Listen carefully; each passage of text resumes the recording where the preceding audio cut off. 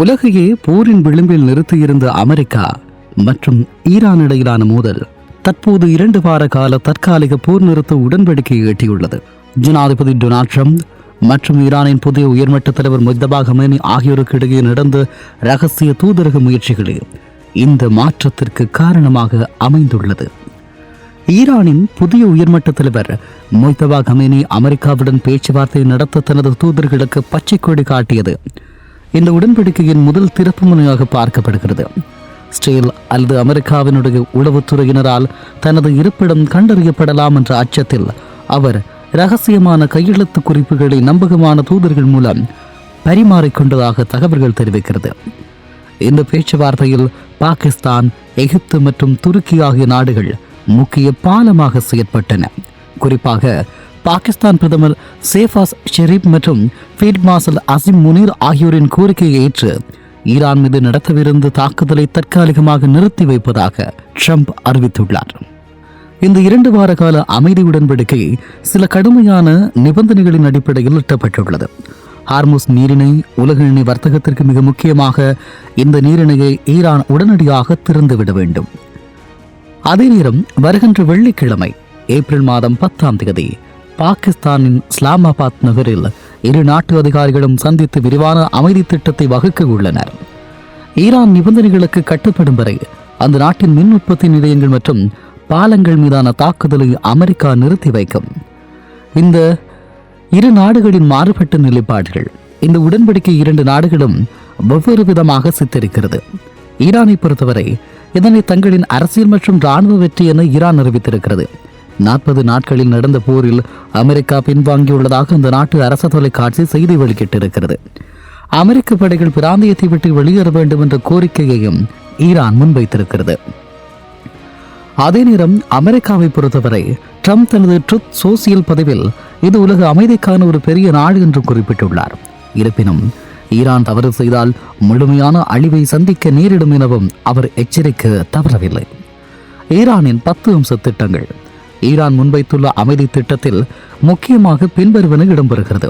வெளிநாடுகளில் முடக்கப்பட்டுள்ள ஈரானின் சொத்துக்களை விடுவித்தல், மத்திய கிழக்கிலிருந்து அமெரிக்க படைகள் வெளியேறுதல். இந்த உடன்படிக்கை ஐக்கிய நாடுகள் பாதுகாப்பு சபையின் தீர்மானத்தின் மூலம் சட்டபூர்வமானதாக்குதல்.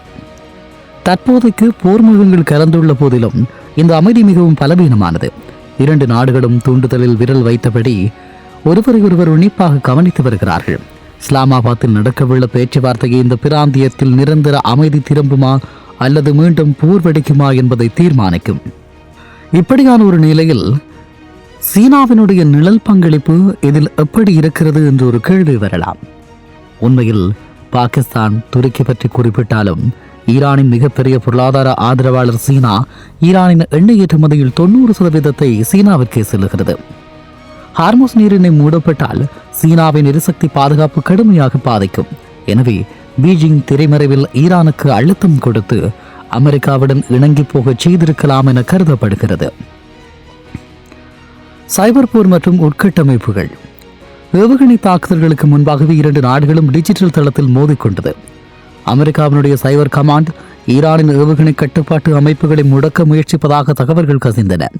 இதற்கு பதிலடியாக ஈரானிய ஹேக்கர்கள் அமெரிக்காவினுடைய நிதி நிறுவனங்களை குறிவைக்க கூடும் என்ற அச்சம் நிலவி வருகிறது.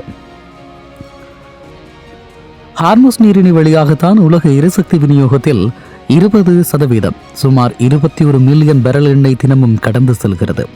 ஒருவேளை பேச்சுவார்த்தை தோல்வியுற்று நீரிணை மீண்டும் மூடப்பட்டால் சர்வதேச சந்தையில் கச்சா எண்ணெய் விலை ஒரு பேரலுக்கு $120 தொடக்கம் $180 வரை உயரக்கூடும் என பொருளாதார நிபுணர்கள் கணித்திருக்கிறார்கள். இந்தியா மற்றும் இலங்கை போன்ற இறக்குமதி நாடுகளுக்கு இது பெரும் சவாலாக அமையும். ஈரானின் இந்த இணக்கமான முடிவிற்கு பின்னால் அந்த நாட்டு மக்களின் பொருளாதார நிலையும் ஒரு காரணமாக இருக்கிறது.